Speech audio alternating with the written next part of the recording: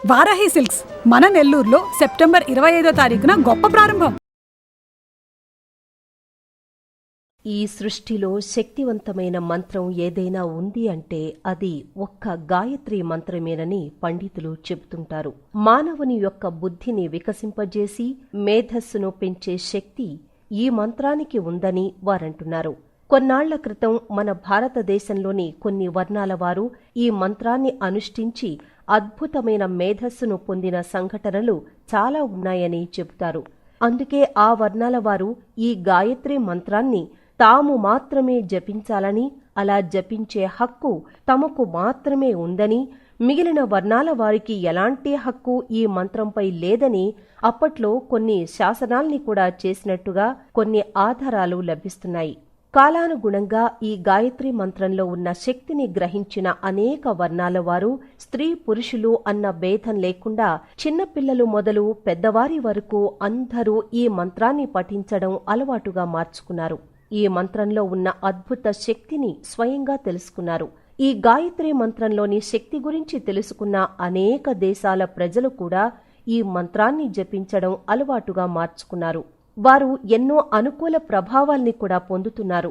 ఇంతకీ గాయత్రి మంత్రం ఏంటో తెలుసా? ఓం భూర్భువస్సువః తత్సవితుర్వరేణ్యం భర్గో దేవస్య ధీమహి ధియో యోన ప్రచోదయాత్ అనేదే గాయత్రి మంత్రం. ఈ గాయత్రి మంత్రాన్ని దేవమాత అని కూడా పిలుస్తారు. సవితను ఈ గాయత్రి మంత్రానికి అధిష్టాన దేవతగా చెబుతారు. ఈ గాయత్రి మంత్రానికి అర్థం ఏమిటంటే, ప్రణవ రూపమైన ఓంకారానికి నేడు వందనం చేస్తూ విశ్వాన్ని ప్రకాశింపజేస్తున్న సూర్యతేజమైన సవితను నేను ఉపాసిస్తున్నాను అని అర్థం. ఈ మంత్రాన్ని జపిస్తున్నప్పుడు తప్పనిసరిగా 5 ముక్కలు చెబుతూ ఆ 5 చోట్ల కొద్దిగా ఆగి చదవాలని పండితులు చెబుతున్నారు.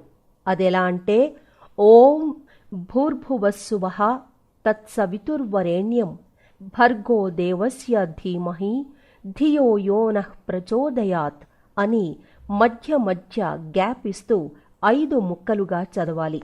ఇలా ఎవరైతే ఈ గాయత్రి మంత్రాన్ని ఈ రకంగా నియమనిష్టలతో జపిస్తూ ఉంటారో వారు శారీరక మరియు మానసిక ఆనందంతో పాటు అనేక ప్రయోజనాల్ని కూడా పొందుతారు.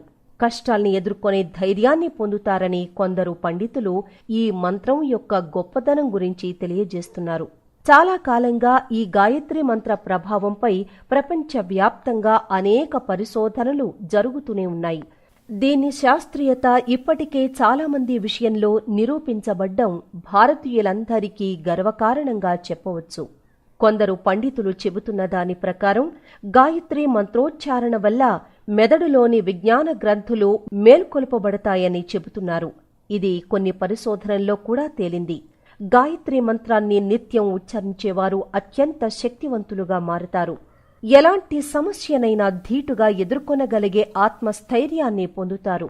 గాయత్రి మంత్రాన్ని నిత్యం జపించేవారి తల నుంచి 1,00,000 శక్తి తరంగాలు ఉద్భవించి తల చుట్టూ తిరుగుతూ ఉంటాయి.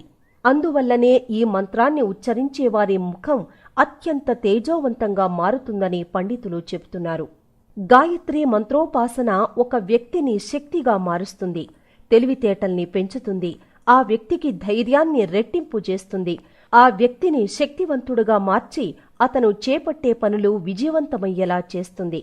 కాబట్టి చిన్న పెద్ద ఆడ మగ అన్న తేడా లేకుండా అందరూ ఉదయాన్నే నిద్ర లేచిన వెంటనే రోజుకు 3 నుంచి 21 సార్లు గాయత్రి మంత్రాన్ని తప్పకుండా జపించండి. అలాగే సాయంత్రం నిద్రపోయే ముందు 3 సార్లు జపించండి.